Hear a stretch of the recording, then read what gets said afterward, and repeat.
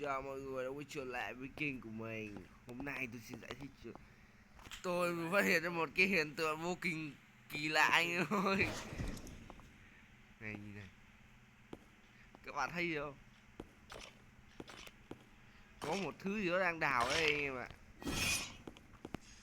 Thực ra cái này ban đầu tôi nghĩ là thằng bạn tôi nó ở trong server này, tôi nghĩ là chắc là nó mặc giáp Ura tàng hình nó mới chế xong. Nhưng mà khoan, thằng bạn tôi đứng đây mà các bạn. Thế cái đứa kia là ai vậy? Đây đây. Này các bạn. Này, này. Đấy, có một người đã đào cái viên đá rồi, tôi không đào được. Rất là kỳ quái nhưng mà không biết là anh em nào thấy được cái lý do này không, hay là lỗi của game đấy.